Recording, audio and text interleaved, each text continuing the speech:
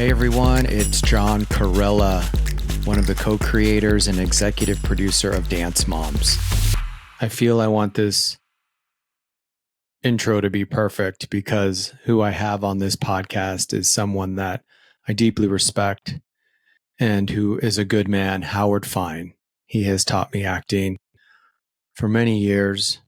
I go to his studio for acting as well. And I put him on Dance Moms. So some of you know him from Dance Moms, those of you that are listening in the first season. He also recently coached Austin Butler in his role as playing Elvis. So we talk about that. We talk about his time on Dance Moms. He gives advice to Dance Moms as well and Dance Dads for those who are wanting their kids to act. And we talk a lot about his technique that is great for acting, good for acting, but also good for life. So sit back, have some tea, get out your nice china, get a notebook, and take notes from the wonderful Howard Fine. Well, I feel as though I'm sitting at a dinner table with this person who I've known for a long time. And I kind of am. They're at a dinner table. I'm not. But I am here with, and this is going to be a long intro, so be prepared. This amazing man in front of me, Howard Fine. He teaches acting. He's taught Jared Leto, Brad Pitt, Michael Chiklis. And this part is making, I know, all the Dance Moms and me really excited. He just recently taught and coached Austin Butler for Elvis, who won a Golden Globe. So he won an award. So everyone listening, I know some of you love those awards. And he was named the best acting teacher in Los Angeles. And he has a studio in Los Angeles, the Howard Fine Acting Studio, as well as in Australia. I'm going to keep going. And he just has his revised book out, Fine on Acting, A Vision of a Craft. And he was on Dance Moms. Please welcome to the podcast, Howard Fine. And I have gotten more response from my appearance on Dance Moms than I think anything I've ever done. Well, I hope that's good. And that is good. You were in a really good, meaningful scene that people really love, that they always go back to. That show has a very full, up and down scale of scenes, but we are going to talk about that. But I also, is there anything that I missed? Anything else that I missed? No, that's just fine. That was You're a so major humble. Introduction. Yeah, no, it was an embarrassing introduction. It was great. Thank you. You're so humble, and I am honored and really grateful. And I felt as though I was getting prepared for a scene the past few days. I was like, I will not be critiquing you. I was like, oh You're my God, safe. like, in no offense to other people I've had on, I do prepare, but you definitely got more preparation than other people. So I start this podcast out with every person that's on it. And I ask 4 questions, and I'll repeat them again, but this is all 4 at once. And we just had Passover. I'm in shape to do 4 questions. Oh, okay. Okay, good. So how do you feel? Where do you feel it? What color is it? And what is it saying? And I'm going to answer these as well with you. So you sound like you're in a great space. So I'm going to have you start. So how do you feel right now, Howard? Uplifted. Uplifted. I love that. Where do you feel it? In the heart area. What color is it? It's always blue. As you can see from the blue china behind me, it will tend to be blue. Blue is also my happy color. Blue symbolizes spirit. I don't know if you knew that.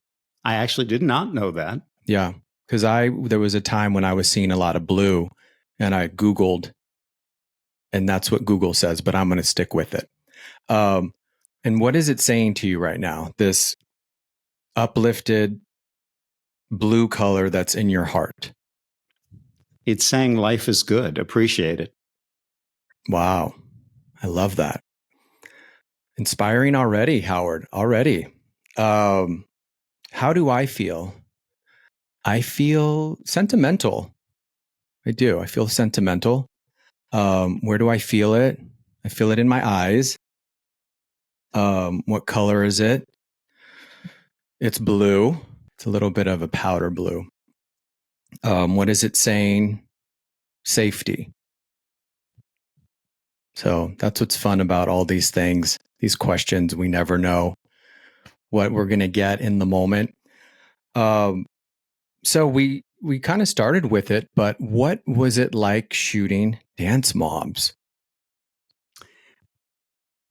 Well, first of all, congratulations on creating Dance Moms to begin with, because it clearly struck a chord with a lot of people.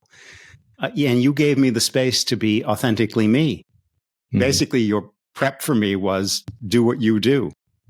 And I remember the young lady was having a confidence crisis. Chloe Lucasiak. And it just struck me in that moment that she was afraid to shine.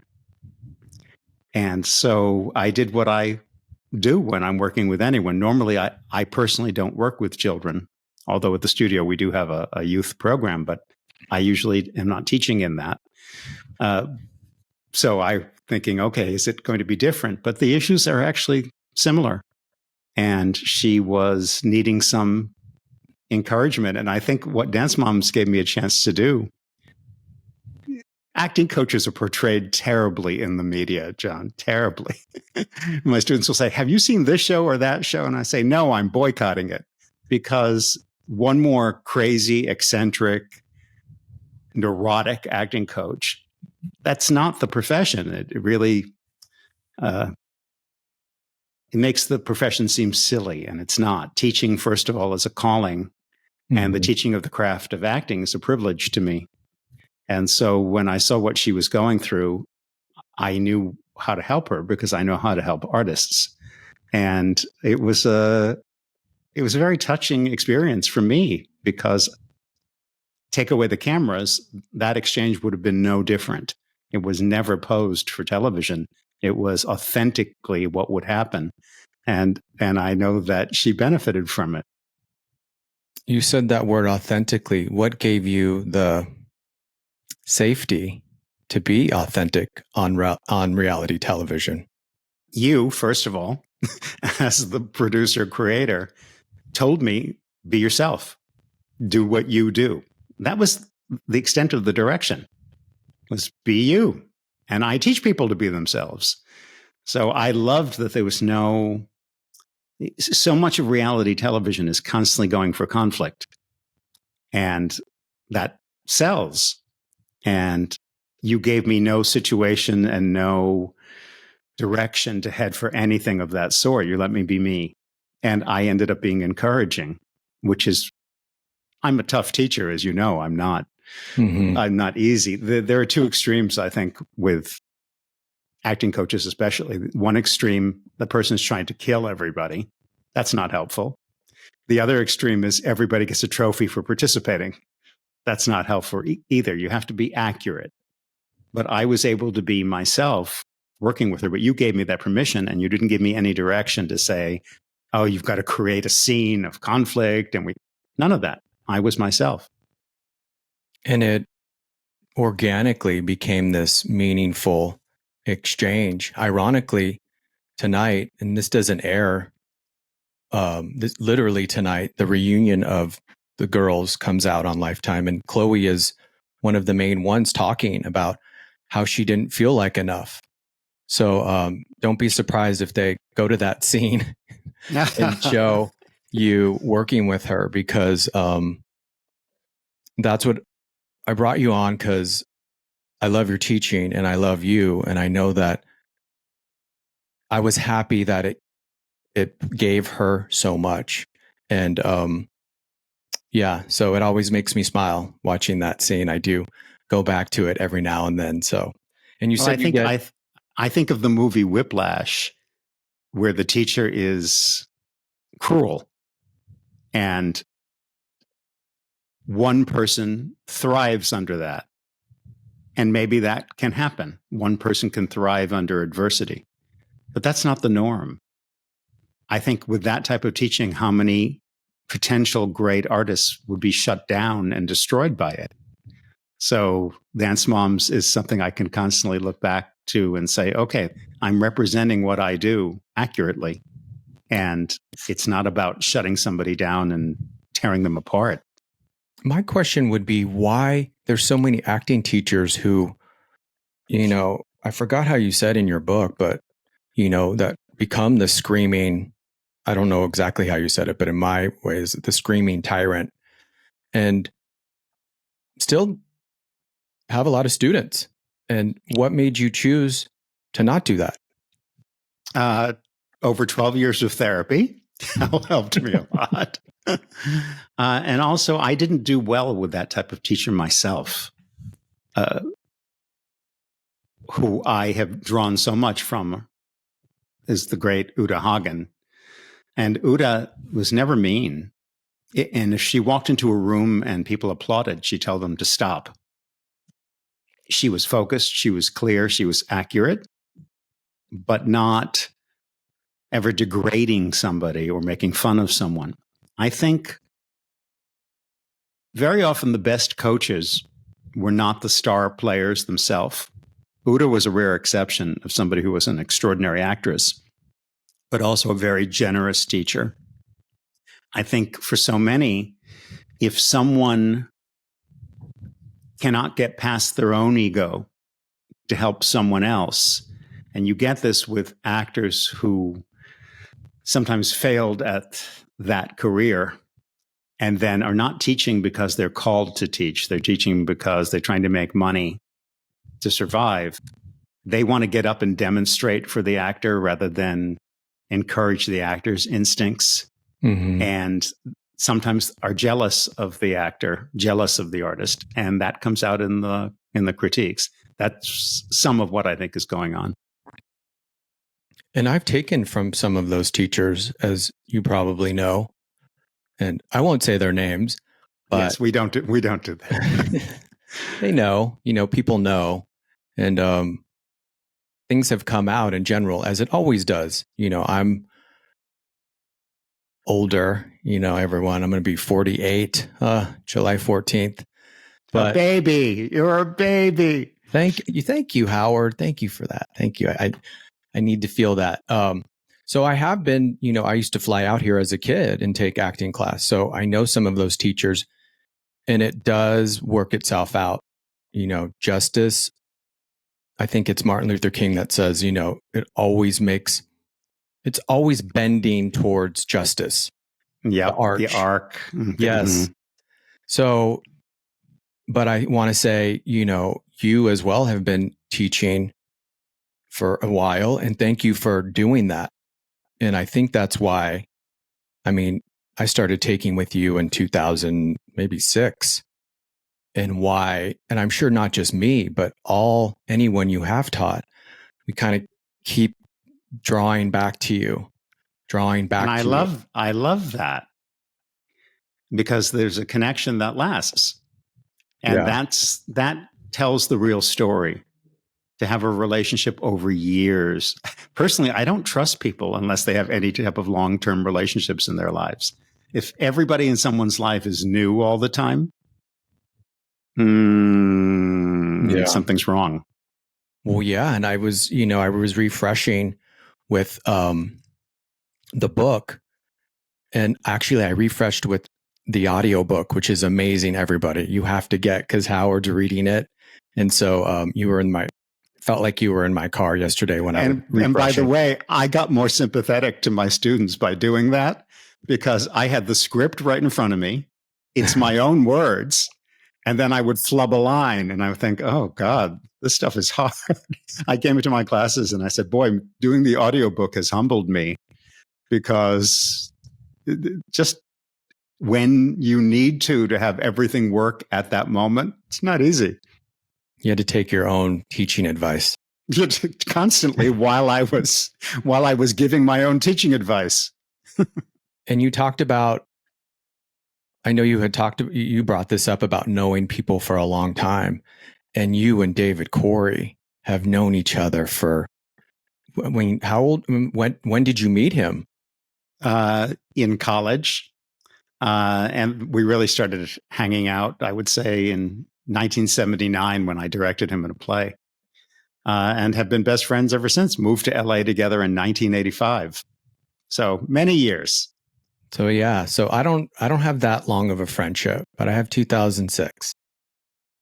Well, yes, but you have people in your personal life that you've known longer. I do. And you know what I did hear once? If you know someone for 7 years, if you're friends with them for 7 years, they usually are there your whole life. Yep. So I think that's true. With Chloe, you did emotional recall. That's what you did with her. And can you describe that to us and why it's important for an actor? Yes. Well, there are two ways to arouse emotions, and there's a big divide in the acting world between the Strasberg people who only use emotional recall and the Meisner people who only use imagination. And I think, why would you want half a toolbox? You want both. Our real life and our real experiences are sources for us. We as human beings are sum total of our experiences. And so we all have experiences in our lives to draw from. And that's powerful, right? It's the one reason, since we've been talking about age, in athletics, an athlete is old by 30. However, in what we do, you have the potential to get better and better with time, akin to a fine wine. We get to improve with age because real experience deepens us, life deepens us. So we have experiences to draw from. And as a technique, you have to learn a process. It's called affective memory. And the theory of affective memory holds that everything we've experienced emotionally is recorded and exists in our subconscious. In day-to-day life, it's triggered at random. You hear a song that reminds you of a relationship that you had, and suddenly you're taken back. You smell a smell that reminds you of a food your grandmother used to make, and you're taken back. These things are triggered constantly. Or you meet somebody for the first time, and you immediately can't stand them because they remind you of somebody you can't stand. So emotional recall is triggered all the time in life, but at random. So what does an artist want to know how to do? How to trigger it on demand when you want it. That's craft. And the other way of arousing emotion is imagining. What if this happened? What if that happened? So usually we use a combination of the two. But in the end, the goal is to accept the circumstances that the writer has written and connect to those. But it's a tool, and it's an important tool. And I feel that with Chloe in that specific situation, the emotional recall maybe was more, we connected more to that with her because she was talking about her own life. That's right. With her grandmother and everything. So I love emotional recall. Well, because as artists, we create from our pain. Songwriters do it. Choreographers do it. Dancers do it. Actors do it. Singers do it. You create, you write, you produce, you create material from your sensitivity toward life. So it's a beautiful thing. I love saying to my classes, civilians simply live with their pain. Artists create from it. Well, I'm having emotional recall every day, Howard. Well, I don't know if if all that's good or bad. It is good. It means you're in touch with your life. That's good. Well, and you helped with that. You did. You told me once, we talked about therapy already, but I remember you encouraged me or gave me advice to look into therapy back in 2006, 2007. And you told me, John, you just can't feel on stage. And that was something that stuck with me because I thought I could separate it and I could just do something I love, feeling. I do love feeling, even though I think there's something, it's weird. It's this double-edged sword. It gets this bad image, but when you're walking through it, it does feel good. There's a sense of healing in it. And so I used to think, I can just do it on stage and then I can just go back to my life being guarded and protected and not myself and feel safe. And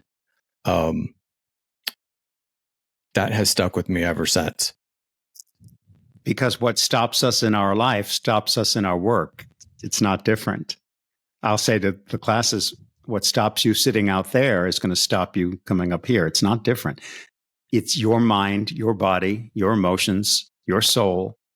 That's one of the hardest things about acting is there's no separation, right? You're not turning in the book report and somebody's commenting on that. They're looking at you and looking at everything that is you.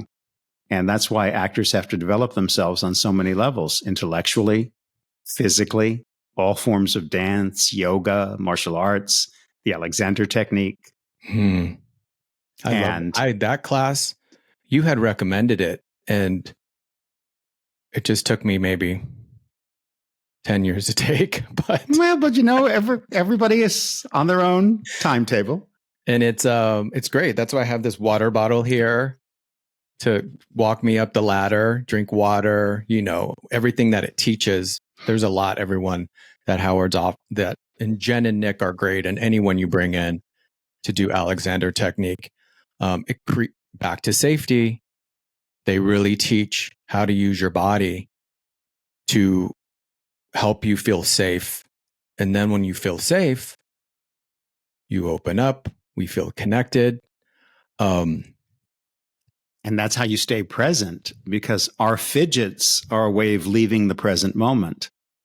So until the body can be focused and still, you can't be in the present moment. So one of the great things Alexander technique does is it helps you get rid of habits. First, become aware of the habits. And then what a student will say to me, but I'm somebody who talks with my hands. And I'll say, you've acquired the habit of talking with your hands. That's a habit. And habits control us because they're unconscious to us until we learn to make ourselves still. And I'm noticing almost an epidemic of attention deficit disorder, where the person can't stay still, can't stay focused, can't concentrate. And because especially right now, you have really good presence. You're very in the moment. What helps you to be in the moment?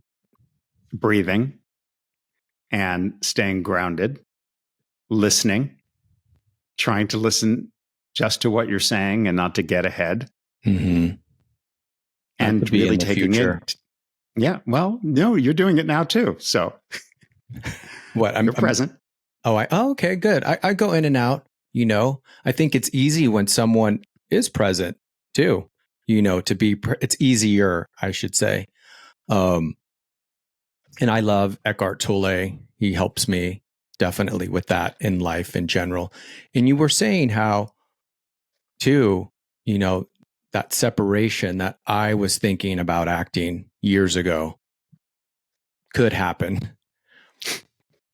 I was talking to someone yesterday who's taken from you and has been in your foundation class.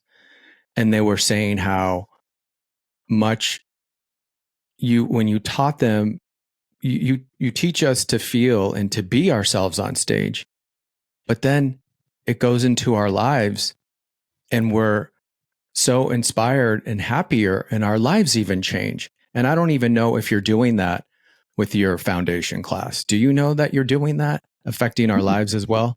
No. Well, it's not part of, thank you. It's not part of an agenda. It's me doing the work that I do. And so that's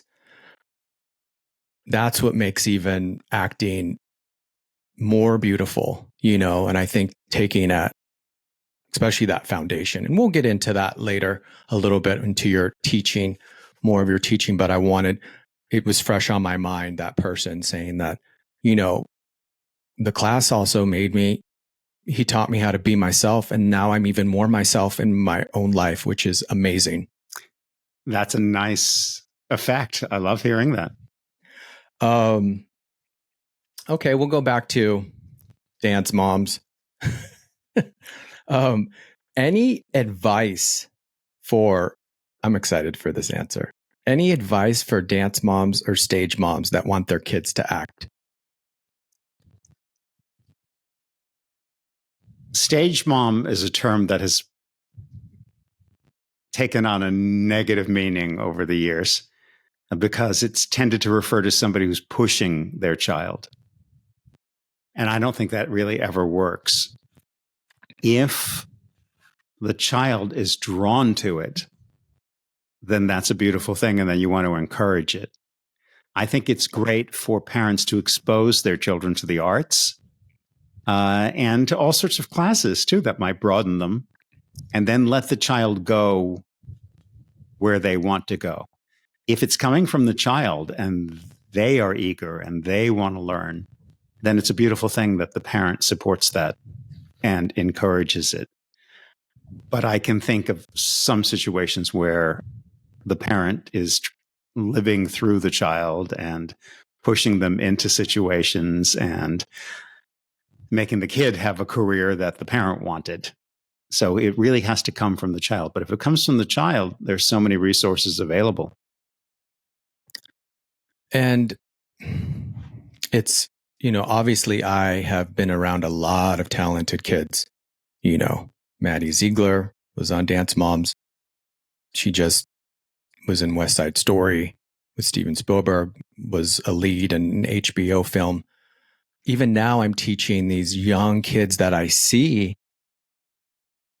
That's, I think, the thing with Dance Moms is why people liked it. And what I would tell people is that, especially when I was trying to sell it, is it's different than Toddlers in Tiaras, because Toddlers in Tiaras, if there was a little Cindy Crawford on Toddlers in Tiaras, their parents, we would think a little different. Or Brooke Shields, we would go, wow, they're really intense. But then we look at the kid and go, well, she's Brooke Shields. She's Cindy Crawford. But do you feel, and I'll give my feelings since we're at your dinner table having a conversation. I feel that sometimes, even if the kid is really talented, maybe you shouldn't put them in it yet for their mental health. That comes to mind as somebody like Amanda Bynes, or these kids that are so talented. She was extremely talented, and it wasn't necessarily the best, in my opinion, wasn't the best choice for her at that moment to go that far in the business. What are your thoughts on even really talented kids moving forward and their parents pushing them forward in it? Well, I don't envy the position of the parent, because if the child really wants it and is drawn to it, it might be core to who they are, and you're not letting them express themselves. What I would say is try to give the child as much normalcy as possible. Family, holidays, birthdays, trips, things to look forward to, day-to-day life, and to instill a value system as much as possible, and not let the child get caught in the ambition of when's my next gig, and I want to achieve that, and I want to achieve that, but try to keep them in the space of doing it for the joy of doing it. So it's very tricky for parents, but I would support the child if they're drawn to it, because that child doesn't want to sit in class and do math and science. They might have to get their credits, but they're really an artist, and artists don't always do well in classic academic settings. So there's a balance, but it's just trying to give as much normalcy and family health day to day as possible, and really to keep them from getting so ambitious that it takes away their childhood. Thank you for saying that, because I think it is kind of situational. I think maybe lately I've been seeing, because of that show Quiet on the Set, that was, just out seeing the negatives of it. But there's also positive. I'm sure there's a lot of kids that ended up growing up, Natalie Portman, Scarlett Johansson, that are they were kid actors that are amazing. Is there anybody else that that was a kid actor that their path inspires you? You think it's a good one? Again, it's tricky, and I'm very aware of the negatives. Okay. So your point is so well taken, because it can rob somebody of having their childhood. So I've seen probably more of that than the success stories. But I'm thinking of a friend of mine, her husband, very successful producer, and they did very well. And she raised a really good kid. He's not an actor, but he's just a really good human being. And one of the things she did, whenever he would be done with a toy, they would take it to some charity, and he himself would give it. Whenever it was time to get rid of some clothes before he would get new ones, she would take him to some charity where people needed clothes, and he would present it. He was constantly made aware that there were other people who didn't have what he had, and to consider that. And she raised a really good human being, because she raised him with a value system, not to be entitled, because she saw all that coming. Because suddenly they, as parents, had much more than they themselves had as children, and the tendency is to want to give your kid everything under the sun. But the most important thing she did is she gave him a value system and an appreciation for people and struggle.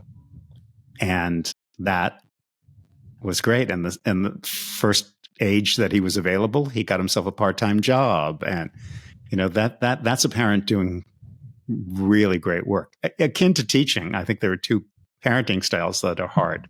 There's the parent who does nothing but criticize the child, and that child has no self-esteem and is destroyed. And then the parent who compliments every single thing the child does, and the kid has no realistic sense of themselves. So I would not want that job. Parenting, I think, is the hardest job anybody can have. But finding balance to all things, I think that's the way. I had both parents. I had a military father, similar to you, but I don't know if they were alike. But then I had he was definitely more pointed out when I made a mistake. Yeah, my dad mellowed with time, and I was the youngest of 5 by a lot of years. So by the time he got to me, he was pretty mellow. That's good. So you talked about value system, what they're teaching a kid. What value system did your parents teach you? Well, on my mother's side, I'm the child of Holocaust survivors. So I was raised to believe that I was lucky to be alive, number one. And I was around so many people who had the number tattooed on their arms from the concentration camps.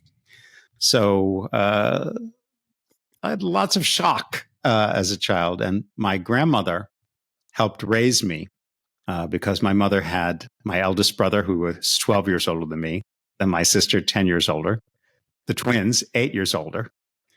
And then I came along, and she was so overwhelmed. Plus, she was still learning English. And so my grandmother spent a lot of time with me. And because of that, I spoke German before I spoke English. And because of the time I spent with my grandmother, I heard so much about the Holocaust and what they all went through. So that was the big eye opener. But I have to say, with my father, I was a very different child. My older brothers were into sports, totally different than me. And there I was in junior high school in chess club. Then came band and high school marching band. What instrument did you play? I played clarinet and then bass clarinet. Ooh, nice. I played saxophone. Not well. I played saxophone. Well. Oh, you did? Okay, close. Yeah. I wasn't. I'm sure you were good. You're being hard on yourself. No. I wasn't good. In fact, I remember this moment. In high school, we had a substitute who was a professional musician, and our teacher was ill, so the sub was teaching us. He was a really cool guy. I remember his name. His name was Ted Kasher. And I was playing Vivaldi's Concerto Grosso in D minor, and had this beautiful clarinet run in it that I loved the sound of. So one day I'm playing it, practicing, and all of a sudden from behind me, I hear this extraordinarily beautiful melody that I'd never heard before. And I looked behind me, and there was Mr. Kasher playing the clarinet. reading the same music that I had been playing. I didn't even recognize it. And I thought, okay, yeah, professional musician not in the cards here. So he was playing, you thought it was the you and it same. was him. No. I knew what I sounded like. Oh, okay. But I heard this beautiful music from behind me thinking, what melody is that? Oh. He was reading the same music that I was reading, but it sounded completely different with him playing it. So a little bit of musical delusional. You're musically delusional. Let's put it as overly optimistic rather than I love delusional. That. So you dedicated the book to your grandmother. Yeah. And I know you said she talked a lot about her. No, so she was in the Holocaust as well? Yes. They were a successful family living in a city called Breslau, which is now Poland. It's now Wrocław. So they were doing pretty well. And my grandfather was arrested and taken to the Buchenwald concentration camp. And this was early on. And my grandmother remembered that his childhood best friend was now a high up officer in the Gestapo. And she risked going to see him, risked her life. And he was kind and he remembered his friend very well. So they conspired to bribe the right people. And she sold everything. And they got him out, which early on was still possible. Later, it wouldn't have been. And Hitler opened what he called the Chinese corridor. He was going to let a certain number of Jews into Shanghai, China, where he intended to build gas chambers later anyway. But it was really a show for the Red Cross. And China was one of the only countries willing to take Jews. And so my grandfather went to Shanghai. He worked, I don't know how many jobs, bought a little piece of property, and then sent for the remainder of his family. And so my grandmother, the kids, my mother being one, lived in Shanghai, China, in really a terrible part of town, but they lived. And then the Americans liberated Shanghai. My dad was first in the invasion of Normandy, and then later part of that in Shanghai. And he was the sergeant in charge of hiring people to work at the PX, the military store. And he hired my mother. And he told me he used to drop her off last every night so he could talk to her. Well, here comes this American GI to her family with coffee and chocolate and all these things that they couldn't get. They were starving. And so they married in Shanghai, China, and he brought her over as a war bride. And she got her citizenship faster because of that, and then was able to send for the remainder of her family. But it was quite a story. And my grandmother keeping all of them alive was quite a story. So when I say she defied the odds, she defied the odds. What would they say about you right now, having a studio in Hollywood and studio in Australia and teaching all these talented people? What would they say to you today? My parents lived to see that. Not the Australia, but they lived to see the rest of it. My grandmother gave me that type of praise no matter what I did. So I could be doing anything and she would think it was fantastic, brilliant, a genius. So she would have loved it, but talk about unconditional. Anything I did, my grandmother thought was spectacular. She sounds like a lovely woman because she did that. She was. Can those who dance make, because now we're on to the part of dancers going into acting, which I'll speak from my own. I think my sexuality at times made it harder, and I thought it was my dancing, but I think dancing you can hide behind because you're moving and you're not using your voice. But I feel maybe there's a little bit of that with anyone who's coming from dancing going into acting. So can those who dance make good actors? Yes. And over the years, I've successfully taught people with that background. First of all, athletes tend to do very well with me. And I consider dancers athletes. because athletes will stick to something when it's hard. Athletes will practice. They have work ethic. And if you're a lazy dancer, you can't get very far. You have to have a work ethic. And so all of those things are absolutely pertinent to acting. Also, there's some similarity. I don't think a choreographer wants the dancer to be counting steps in the end. I think they want to see them let go and connect to the meaning of the dance. And so all of those skills are relatable. We simply have to add in the voice to the equation. But I love when somebody has a dance background because, for example, I have a young lady who just took my 4-day intensive. She was a ballerina. I don't have to tell her to sit still. She knows how to. I don't have to tell her to lengthen up through the spine. She knows how to. She's fully physically grounded. And when you give her tough notes, she says, thank you. Because as you know, the ballet teachers they can hit you with a stick. Yeah. They're hard. So I love that background. I love anybody who has a work ethic, who is used to practicing, to putting in the time. The thing is, dance does not look easy. It looks hard. Acting in the end, when acting is done well, it looks effortless, but it isn't. But we're about to watch the Olympics, and I think there's so much to be learned from watching the Olympics and watching athletes.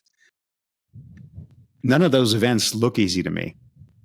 The platform diving, that does not look easy. It looks hard. And and speaking of you, I believe you taught Greg Louganis, correct? I did. Directed him. Yeah, no, I taught Greg. Yeah. Someone Google him, everyone that's of younger age. He was an incredible diver. And a pioneer on so many levels. Yes. And a pioneer on so many levels. So, so you think that being a dancer or being an athlete, and I think I've been in class with, I think there was an Olympian in the class I was in. Meryl, she was in class with a skater. That's right. Meryl Davis won a gold medal, ice dance. Yeah. So she was even in class, and you like that there's that we definitely take our rehearsal very, I feel bad sometimes for people that get me as a scene partner, because if they're not used to rehearsing, I definitely need it, because I was brought up that's my stability. And freedom comes from mastery. You don't get to the place of freedom by being underprepared. You get to the place of freedom by knowing your stuff backwards and forwards. Yeah, I like that. Freedom comes from mastery. So what advice do you have to us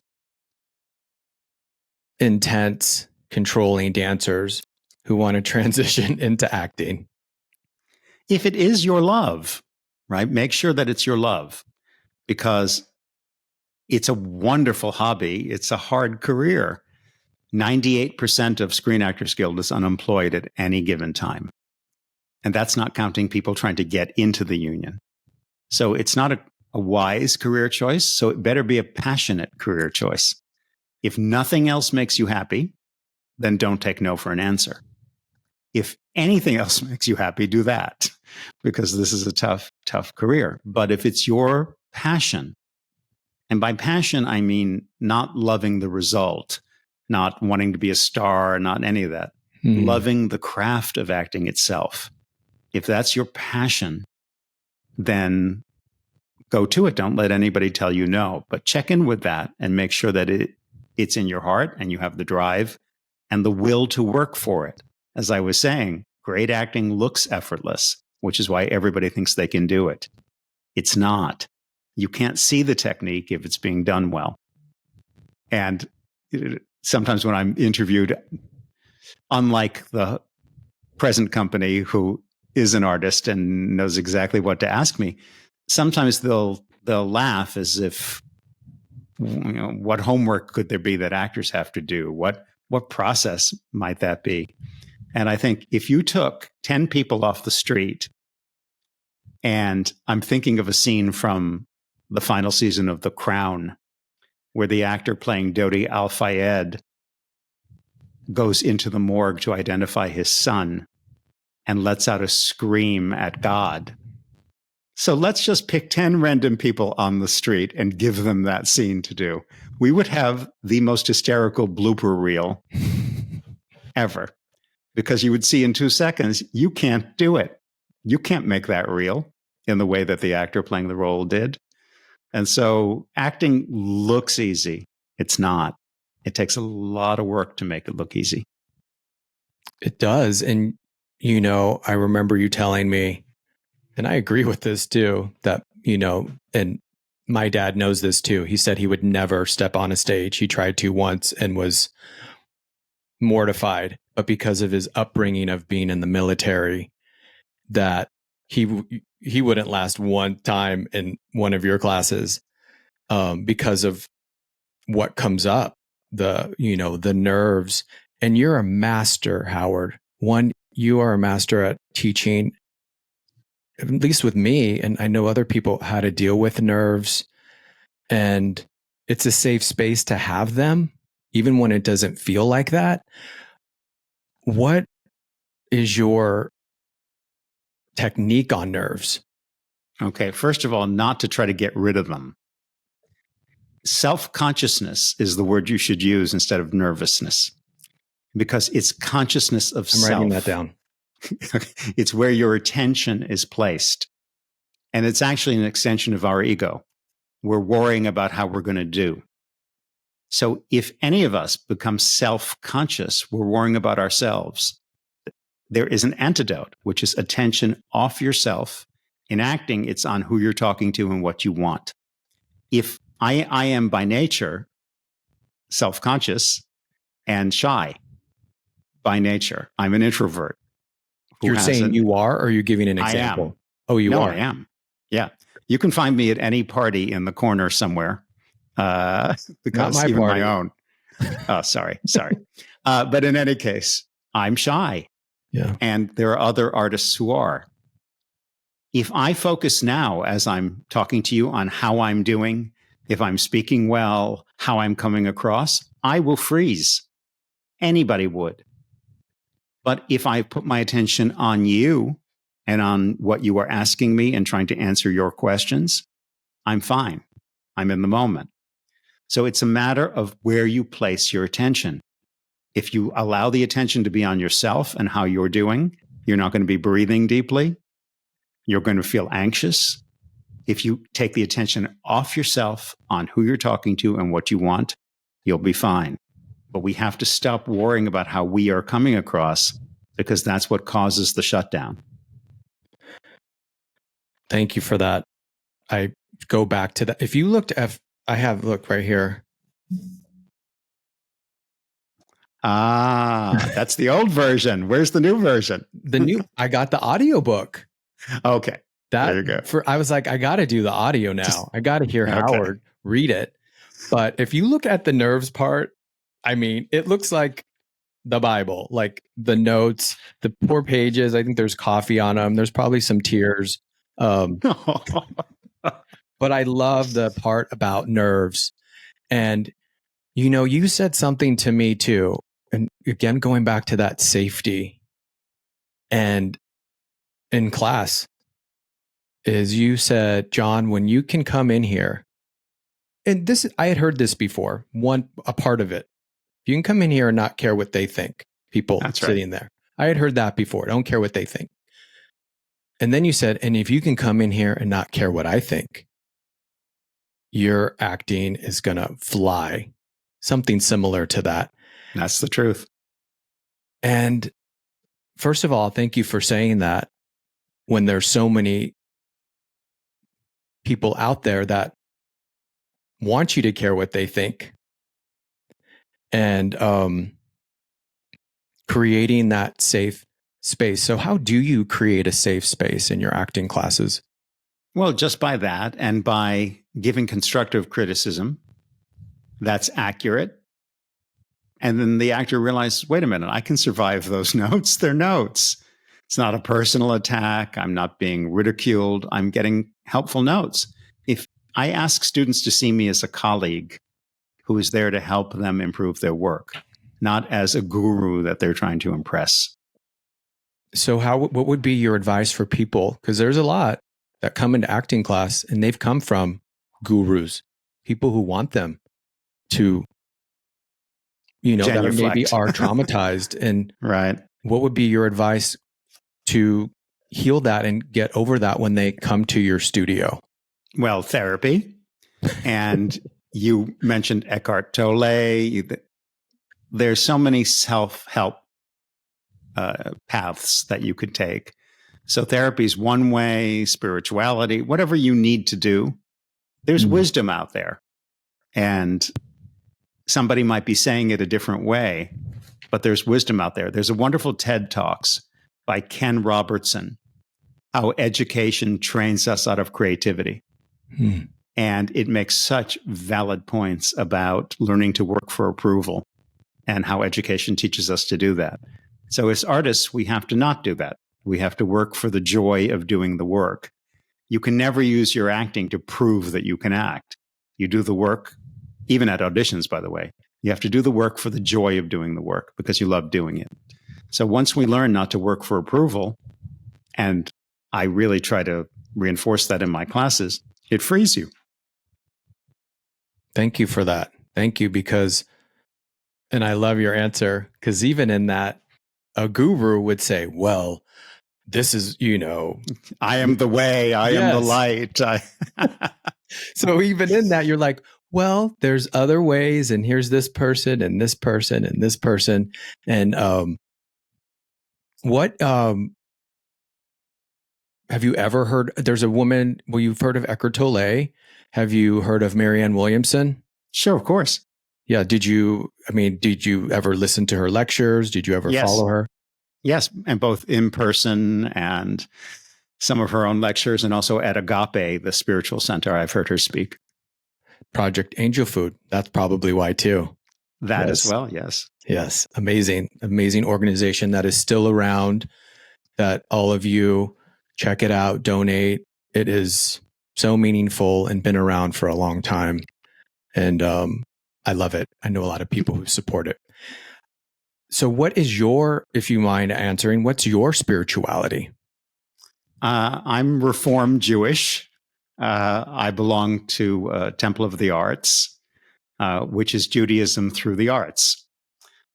So they're housed at the Saban Theater on Wilshire. And so that's a very spiritual experience. What does the Reformed Jew mean? Reform, it doesn't mean X. There are three major movements in Judaism. Reform, which is akin to progressive. Okay. And then conservative, which is the middle, and then Orthodox, which is very strict. So if you're Reform, you're in the progressive part of Judaism. I love that. And it's Judaism through the arts, you said? Yes. I want to go. I will invite you. I love that. That sounds very... we just had, last month, we had a shared heritage service where we had a minister and a gospel choir into the service, and they were part of the service, and the whole congregation was on their feet doing their stuff, and then they did a spiritual Jewish number with our cantor. So it's a pretty cool place, Temple of the Arts. Yeah, I love that, because the arts to me, I mean, I even have behind here a board with when I took David Corey's voice class during COVID, we had to finish stages with whatever we say. And I hope to have him on here too, because he really helped. He's wonderful. He's wonderful. So I finished it with stage is spirit. For me, that's what it feels like when I'm fully present on there. So that's why I really am drawn to that Judaism through the arts. We're just organically going through it. I keep going to the questions like check, did that. Okay. So back to safety. What do you have to say and this is where I might get a little emotional, is what do you have to say to anyone who's gay or transgender in the LGBTQ community that hasn't felt safe for a long time in the world and wants to act? How do they go about in feeling safe acting? Any advice for them? Well, number one, don't try to be anything other than who you are. So you do not need to change a thing about yourself. And the old Hollywood stuff is wrong. One of my students just booked the lead in Kiss of the Spider Woman opposite Jennifer Lopez. And it's a celebration of who he really is. And so don't try to mold yourself or hide yourself or be anything other than who you are. We are changing in the industry. Diversity it's not there. We're not all the way there, but it's beginning to move. And I'm seeing all sorts of things happening in casting that never used to happen. And just know that if you have a passion for this, then don't take no for an answer and trust that there will be the place for you. You do not have to adjust yourself or make yourself anything different than who you are. Celebrate who you are, as that's what the whole journey is about. Yes, thank you. And you've created a space to do that. So I know he didn't say it, but I definitely recommend Howard's, I'm a gay man. So to feel safe, to work on your issues, as well as going to therapy, as well as finding a spiritual path. And, I think, I don't know if you said it, if it was your place. It feels like your studio to me too, this quote that you said. And I feel like I deleted it because I was like, oh, I'm not going to ask about that, but it's coming up now. But you said that maybe it was a school you worked in, that acting class was a temple. Maybe it was how you grew up, that it felt like a temple. Yes, it did. I felt that in high school when I walked into, because of a conflict between German and French, I had to take one or the other. And then the only other option was Introduction to the Theater. And I thought, oh, it's probably a theater history class, but I'll take it. Anyway, I walk in and the drama director, who has passed in the last few years, his name was Don Babbitt. They were doing really creative exercises on stage. And I just thought, I'm home. This is home. And he knew Uta Hagen's work. He could have been at any college. He happened to be teaching at a high school. So we had 3 years of training with her first book, Respect for Acting, and trips into New York to watch classes at the HB studio, her studio in New York. So before I ever went to college, I was raised on that. And he's the one who spotted the directing skill in me. And he gave me a 1-act play to direct in my junior year. And I was also acting in the productions, but something different happened when I directed. I could feel a more special skill. And he gave me a main stage play to work on in my senior year as a director. And so by the time I went to college, I already had a sense that I'm going to continue to train as an actor. And I did through college and grad school, but I have a better skill as a coach director. I knew that early on, and it really because I had the right person. But that felt as if it's a holy place to me right from walking in to begin with.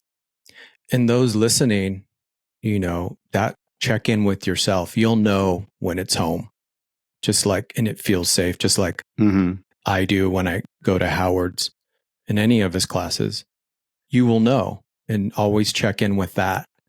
Because I've gone to places, taken acting from people a long time ago, and it didn't feel like home, and I tried to make it my home. And that's when the suffering happened. So, do you still want to direct? Would you still direct if you got a Broadway show? Well, Michael Chiklis brings that up because he's the one who brought me to Broadway to begin with Defending the Caveman. And he says, I think we should take a full-length play and go back to Broadway. So I'm not saying no. I think I would go back to Broadway. But my desire for world domination has shifted as I've gotten older. And it's more get through the day, have a nice cup of tea, play with my dog.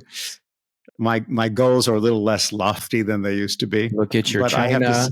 Yes, have Yes, tea from that China. Geez, Howard. Those of you can't see it, but if you want to, you can. If you get on Patreon, but this China behind him is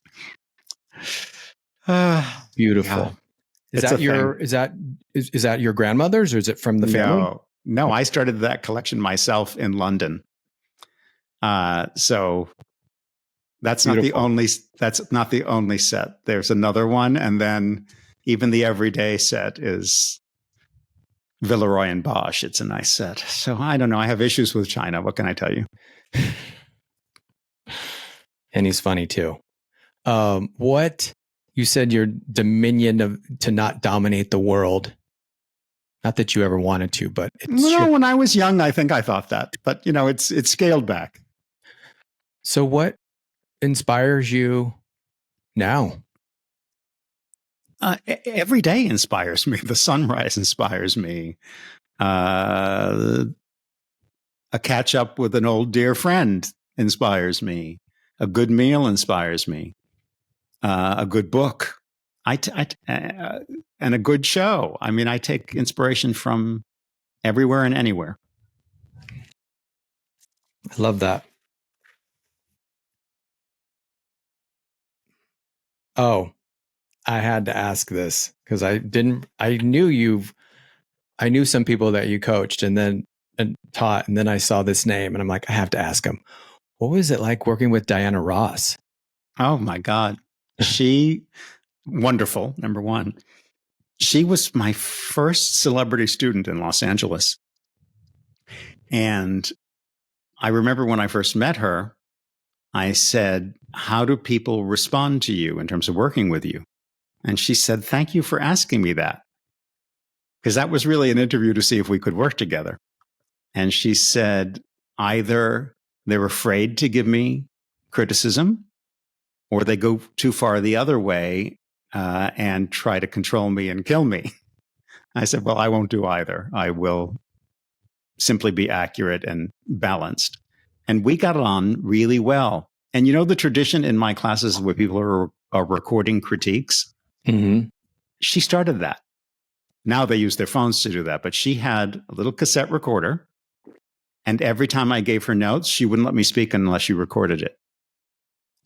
And the movie that I helped her with was called Out of Darkness, where she played a paranoid schizophrenic.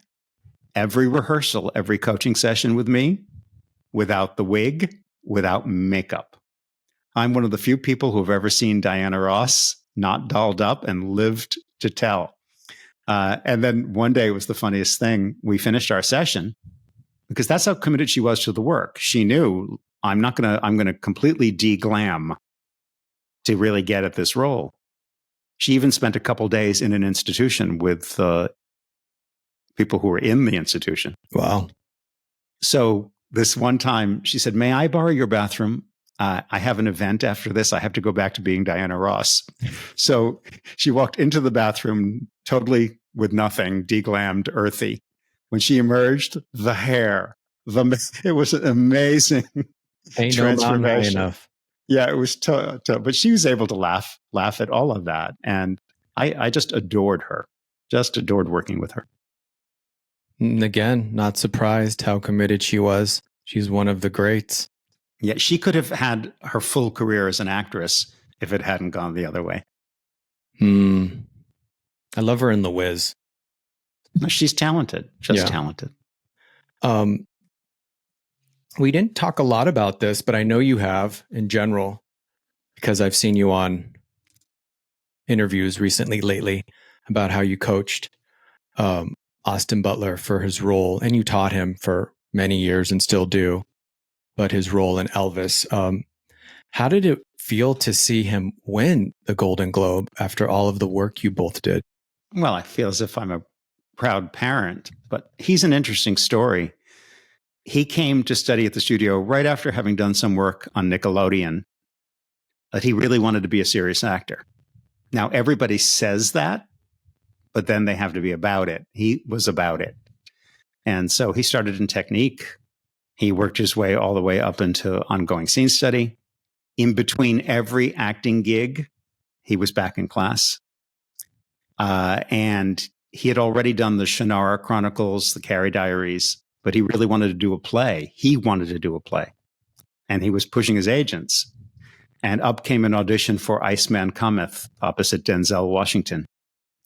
And we worked on it. Call back, call back, call back. He booked it. Now, you have to be really good coming from Hollywood to book Broadway because they're snobby. They did the short version of Iceman Cometh, which is 4 hours long. Before Austin left town, we had worked through every scene, and he had all 4 hours perfectly memorized. Day one of rehearsal, he was off book. So was Denzel Washington.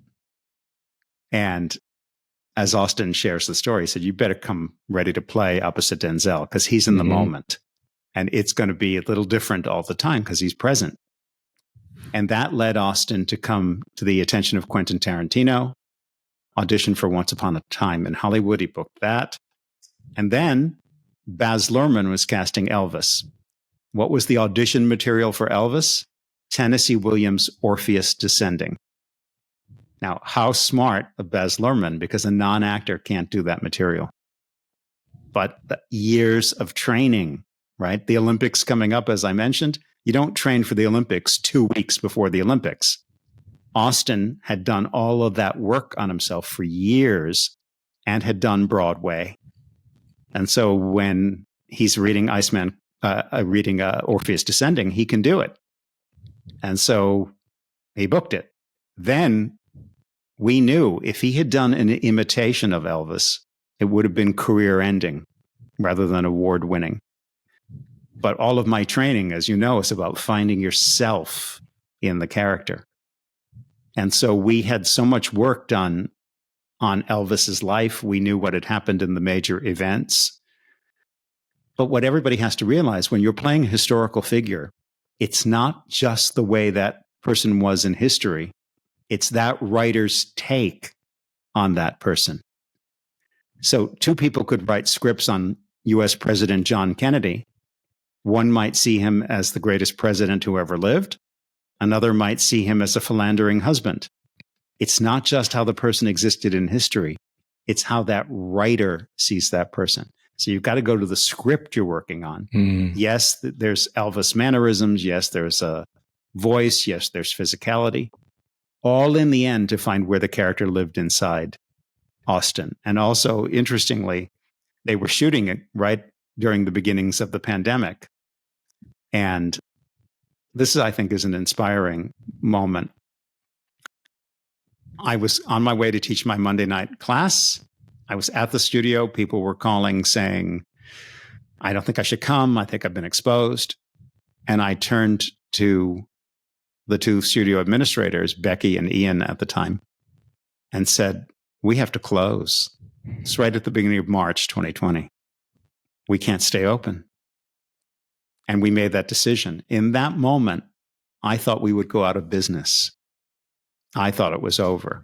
And it was Becky and Ian who said, no, we're going to go online. We're going to figure this out. I thought, if you're fighting for your life, who's going to want to study acting? Well, I was wrong.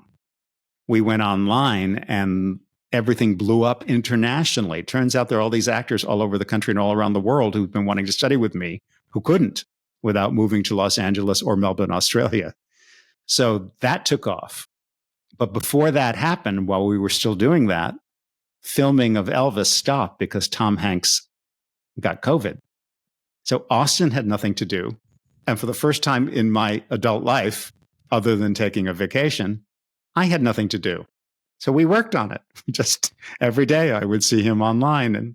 And there he was in Australia. Here I was here. And that's where things have changed because the coaching happens all online now. I don't need to go on set. They don't need to come here. We do it online.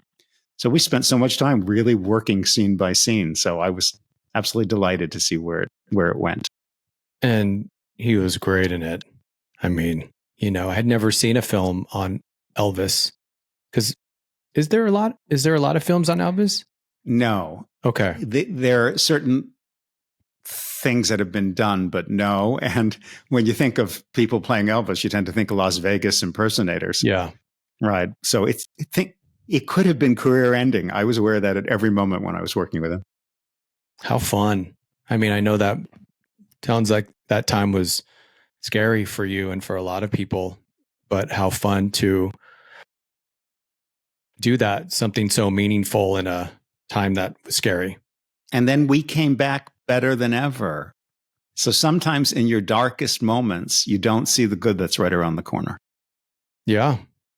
I know even when I went back and took your foundation class, it was was going through a breakup and it was a dark time. And my spirit was like, go take Howard's foundation. What? No, I can't do that right now. I'm too unraveled. Go take it. And it changed my life. So I know it has with a lot of people. I know your teaching has. I know you have. Thank you. I'm really grateful that I'm sitting here and talking to you. And I really do appreciate it. And I know that a lot of people are going to get a lot from it. Thank you so much. My pleasure, John. So we have this now to the really fun part. And you get double questions because you know dance and you know acting and you've worked with dancers and actors.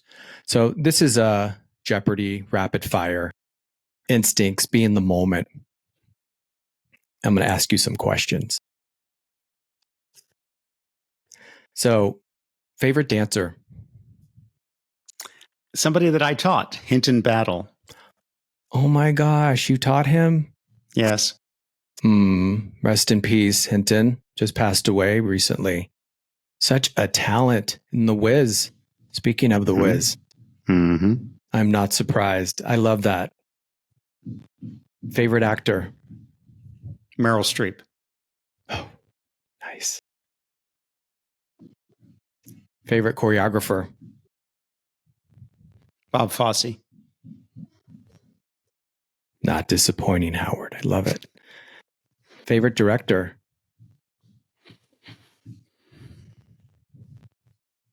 Martin Scorsese. Favorite dance movie?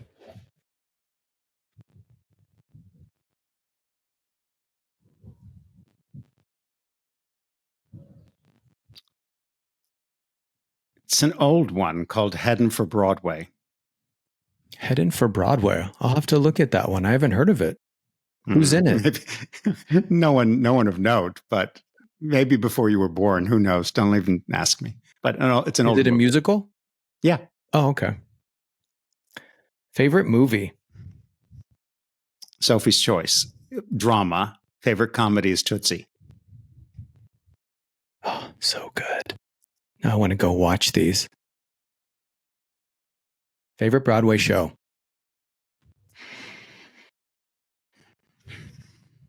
Equus was the first show I ever saw on Broadway.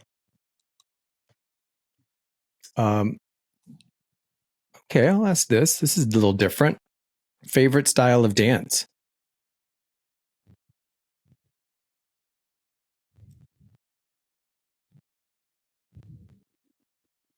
Jazz. Jazz. Fosse. And favorite genre of acting?